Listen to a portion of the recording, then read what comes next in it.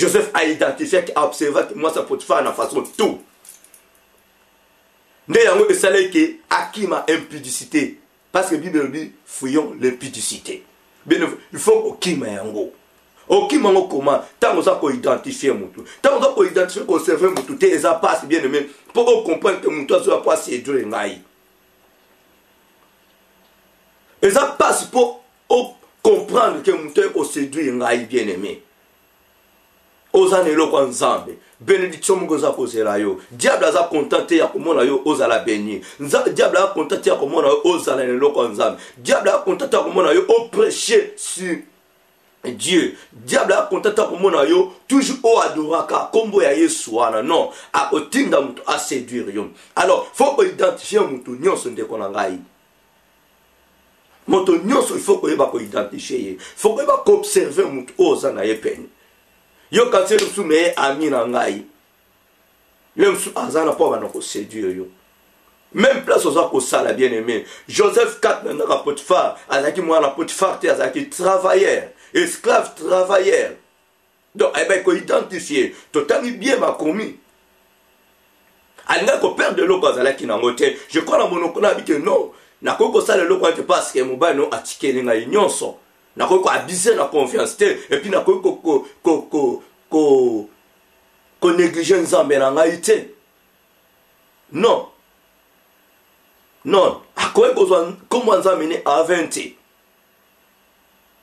Pourquoi Joseph a se permis de kalo bandengwana?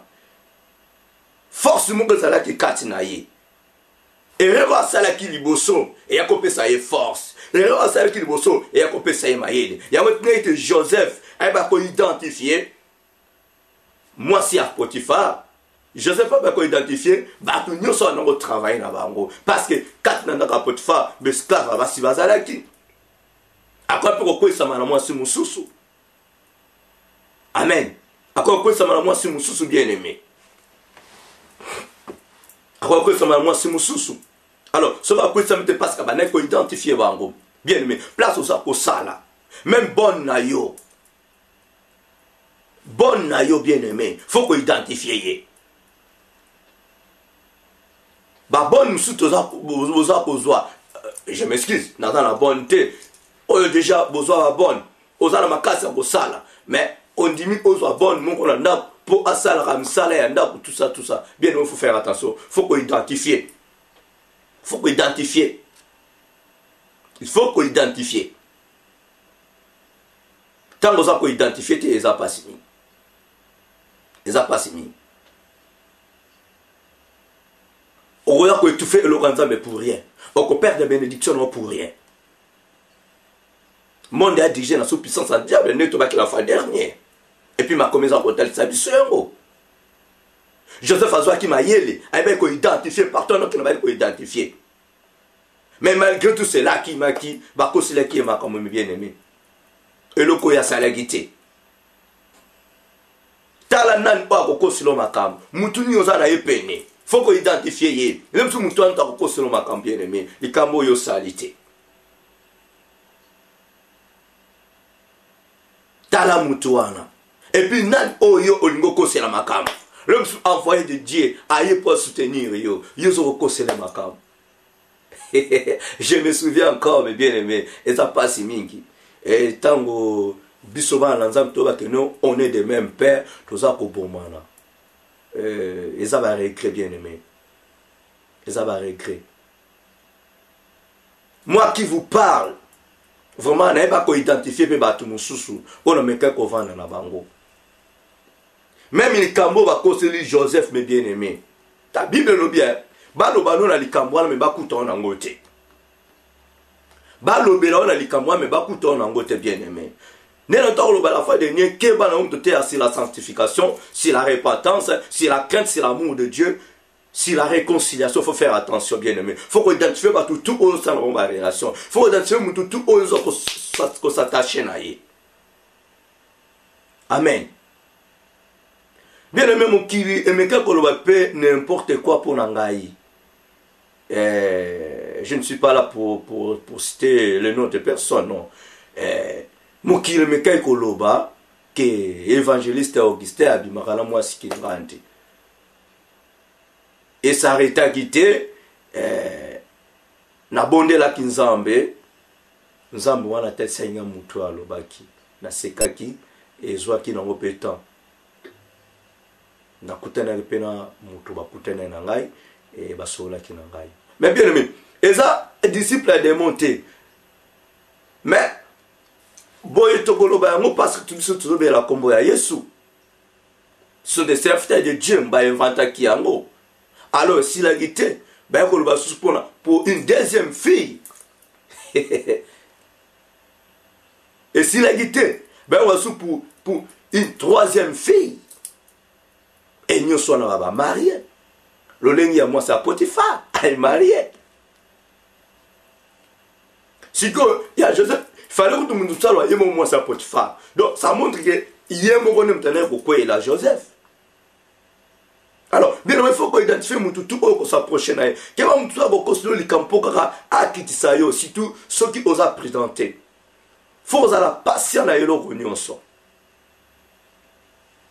Faut la patience na yelo nyonso. Et puis il faut voir l'amour de Dieu. Quel moko ya monene ya ko supporter. So li kamboye liyo kota chambo de l'ensemble. So qui comme nous en ensemble. Son numéro identifié non pas ensemble mais ça correct et positif. Nous allons révéler à l'action montoana. Amen. Faut que va ko identifier, ko observer nan oyo pousse une penenaye. Nani o se retirer naye. Identifier bien-aimé. Ndeto lobaki ko s'approcher te, ko se retirer pe directement te. Amen. Identifier, observer. Identifier, observer. Ko combattre mutumbala mon côté. Même si que écart est allé. Mais beaucoup mieux, il y a qu'à identifier, il y a qu'à observer. Joseph a bien qu'à identifier.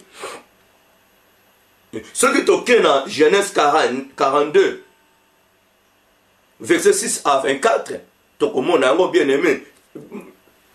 Tant exemple kende konangai zwa note et si kozali comme ça o meka ko méditer na ndako. Tokoyeba si réellement eza ndengo wana. Genèse chapitre 42 verset 6 à 24. Kuna tomona deuxième identification, il y a Joseph. 6 à 24, je lis la parole de Dieu. Joseph commandait dans le pays celui qui vendait du bleu, et tout le peuple du pays, les frères de Joseph vinrent et se prosternèrent devant lui la face contre terre. Je suis qui n'a pas bien aimé. Ma parole nyonso, ma vision nyonso, nous avons coupé ça Joseph. Tant Joseph a ça pour se dévaler par bande de mais dans le chapitre 42, le livre de Genèse, verset 6 est confirmé en haut. Accomplissement de la parole, accomplissement de la son prophétique, et pas Joseph. Mais il y a une salamaki, quand en Égypte. Le frère, les deux frères, il y a Joseph. Devant Joseph en Égypte, qu'est-ce qui s'est passé? Qu'est-ce qui s'est passé, bien-aimé? Lisons la parole de Dieu et nous allons comprendre. Joseph vit ses frères et les reconnut, mais il feignit d'être un étranger pour eux. Il leur parla durement. Eux leur dit, d'où venez-vous? Ils répondirent, du pays de Canaan pour acheter de vivres. Joseph reconnut ses frères, mais eux ne les reconnurent pas. Joseph se souvint des songes qu'il avait eus à leur sujet. Et il leur dit, vous êtes des espions, c'est pour observer le lieu faible du pays que vous êtes venus. Ils lui répondirent, non mon Seigneur, tes serviteurs sont venus pour acheter du bleu. Amen. Joseph a levé durement, a traité en tant que espion. Mais bien aimé, il avait la